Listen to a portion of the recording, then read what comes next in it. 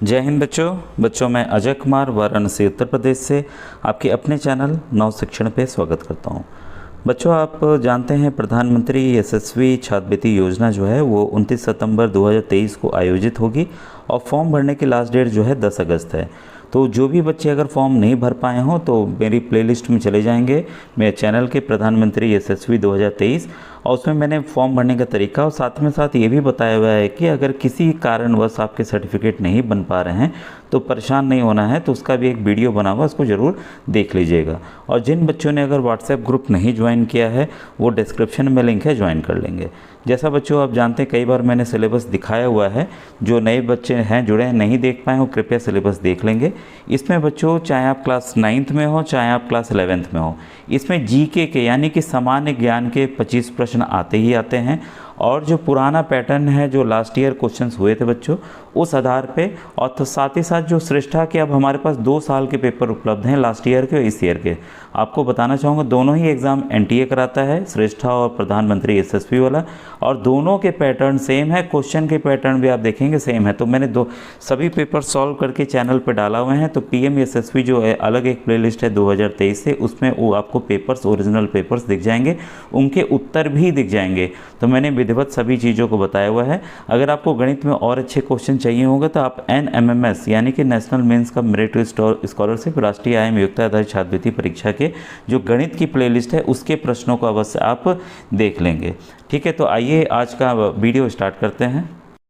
पहला प्रश्न आपके सामने है। पहला प्रश्न है भारतीय उपमहाद्वीप मूलतः एक अंग था। भाई किसका अंग था? ज्यूरासिक लैंड का, गोंडवाना लैंड का, आर्यभट्ट लैंड का या अंगार लैंड का? तो बच्चों इसका जो आंसर है वो है बी, गोंडवाना लैंड।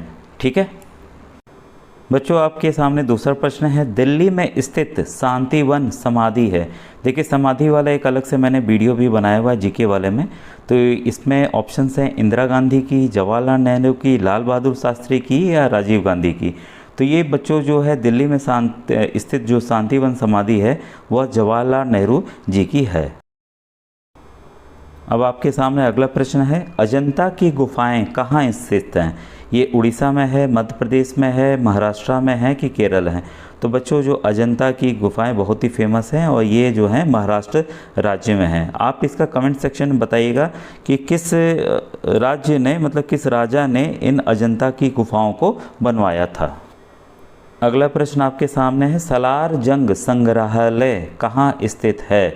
यानी कि म्यूज़ियम जो है सलार जंग जो है वो कहाँ सिचुएटेड है?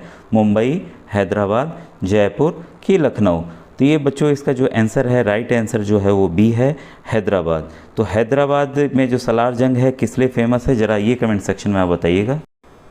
नेक्स्ट क्वेश्चन है निम्नलिखित में से कौन सा नृत्य जो है स्त्री पुरुष दोनों के लिए है? ऐसे राज्यों के नृत्य अलग से मैंने बताए हुए हैं, उसको आप जरूर प्लेलिस्ट से देख लीजिएगा। इसमें ऑप्शंस हैं गरबा नृत्य, घूमर नृत्य, गैर नृत्य या गुड़ला नृत्य। तो इसका जो आंसर है बच्चों है आंसर सी, गैर नृत्य। अगला प्रश्न आपके सामने है पतंजलि का संबंध किससे है? वैशेषिक दर्शन से, न्याय दर्शन से, सांख्य दर्शन से या योग दर्शन से? तो बच्चों आपने पतंजलि ब्रांड के भी बारे में सुना होगा। तो वो पतंजलि जो है का संबंध जो है वो योग दर्शन से है, क्योंकि पतंजलि एक ऋषि से जिन्होंने योग दर्शन दिया था। अगला प्रश्न आपके सामने है ब्रह्म समाज के संस्थापक हैं राजा राम मोहन राय, स्वामी दयानंद सरस्वती, रामकृष्ण परमहंस या इनमें से कोई नहीं? तो सही आंसर है बच्चों राजा राम मोहन रॉय जी। अब अगला प्रश्न लोसांग एक उत्सव है जो मनाया जाता है सिक्किम में, अरुणाचल प्रदेश में, केरल में या नागालैंड में?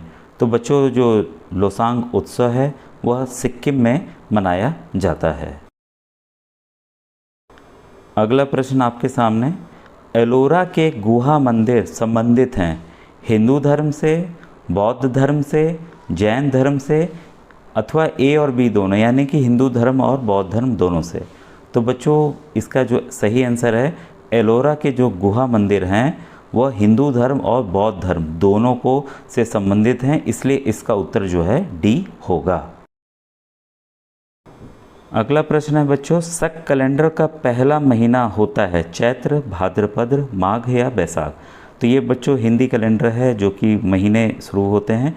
ये तो इसमें आपको एक इम्पॉर्टेंट प्रश्न ये भी आता है कि शक कैलेंडर किसने दिया था, ठीक है, और हमारा राष्ट्रीय कैलेंडर क्या शक कैलेंडर है, तो ये भी आपको उत्तर पता होना चाहिए, कमेंट सेक्शन में बताइएगा। तो शक कैलेंडर का जो पहला महीना होता है वो बच्चों होता है चैत्र महीना, ठीक है। अब नेक्स्ट क्वेश्चन, चार मीनार कहाँ स्थित है, दिल्ली, हैदराबाद, औरंगाबाद या आगरा। तो आपको बच्चों इसमें एक और प्रश्न ये उठता है कि चार मीनार किस साम्राज्य ने बनाया, किस राजा ने बनाया, ठीक है, और इसका जो उत्तर है चार मीनार कहाँ स्थित है वह हैदराबाद में स्थित है। तो आप बस मुझे ये कमेंट सेक्शन में बताइएगा कि हैदराबाद जो है इस समय किस राज्य की राजधानी है।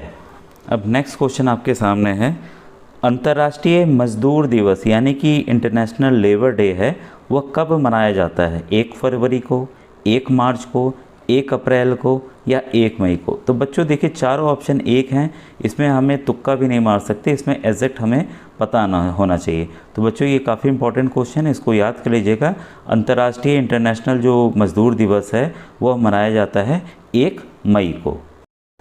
नेक्स्ट क्वेश्चन है, गिरनार पहाड़ियाँ कहाँ स्थित हैं, गुजरात में, उड़ीसा में, गोवा में या असम में। तो बच्चों जो इसका सही आंसर है वह है गुजरात राज्य में। अगला प्रश्न है अब आपके सामने, तोताए हिंद के उपनाम से जाने जाते हैं इब्न बतूता, असीम, अमीर खुसरो या दयाराम।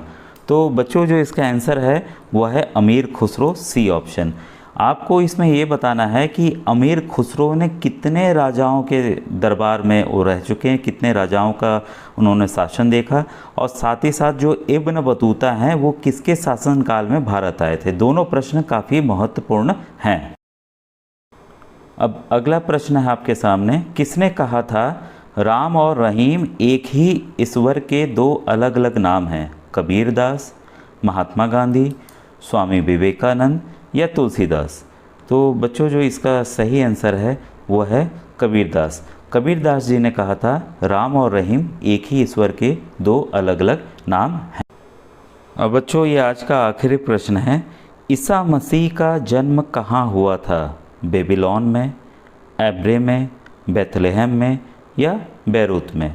तो बच्चों आपको पता है ईसा मसीह ने एक धर्म दिया है सभी लोगों को, क्रिश्चियनिटी, क्रिश्चियन लोग जो हैं वो ईसा मसीह को फॉलो करते हैं और इनका जो जन्म है वो बेथलेहम में हुआ था। तो बच्चों ये आज का वीडियो आपको कैसा लगा ज़रूर बताइएगा कमेंट सेक्शन में, और अगर इस तरह के वीडियोस और चाहिए, इसी पैटर्न पे चाहिए, इसी स्टाइल पे चाहिए, तो आप कमेंट सेक्शन में ज़रूर लिखिएगा कि हाँ सर इसी स्टाइल में चाहिए। और ये दोनों प्रश्न बच्चों क्लास 9th और 11th के लिए इम्पॉर्टेंट है।